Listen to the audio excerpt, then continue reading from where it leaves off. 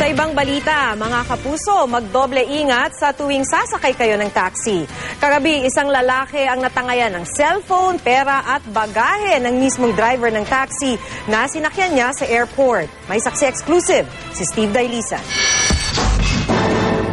Imbes na makatipid, napasama pa raw si Erning nang kumuha ng taxi sa labas ng NAIA Terminal 3 kagabi. Ang driver daw kasi, hold-upper din pala. Pagsakay pa lang daw niya, humarurot na ang taxi. Sabay kontrata sa kanya ng 2,000 pisong bayad patungong Fairview, Quezon City.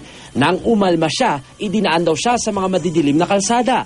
Gusto na raw sana niyang bumaba pero lalo pa raw tinutulinan ng driver ang takbo. Dahil 700 piso lang ang pera sa bulsa, pinag-interesan pa raw ng driver ang cellphone at bagahe niya. Ay, yung pinto nakalock, hindi ko mabuksan. Gusto niya nang kunin yung cellphone ko, yun na lang daw ibabayad ko sa kanya. Akma pa raw bubunot ang driver pero hindi itinuloy nang mapadaan sila sa eskinitang may security guard. Ibinaba na lang siya sa Makati pero sinimut daw muna ang laman ng bulsa niya. O sige, bumaba ka na.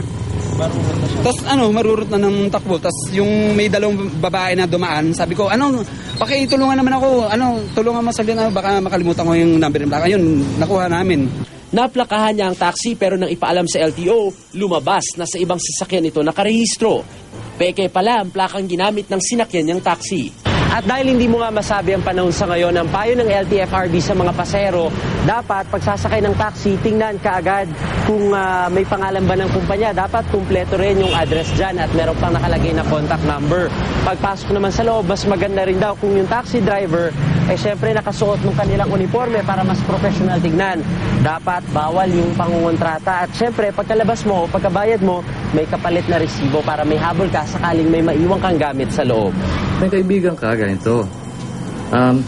Kuhanin mo yung body number ng taxi, yung plate number nun, meron kung makikita mo, kunin mo rin. Tapos i-text mo sa kaibigan mo. Sabi mo, sumakay ka sa ganito taxi, ganito oras. Standard naman siguro. Mas maganda yun kasi mas safe ka na meron ka naman napasahan ng info kung nasaan ka.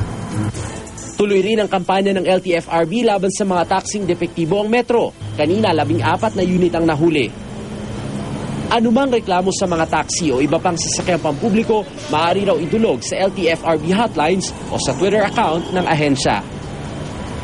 Ako, si Steve Dailisa ng inyong saksi.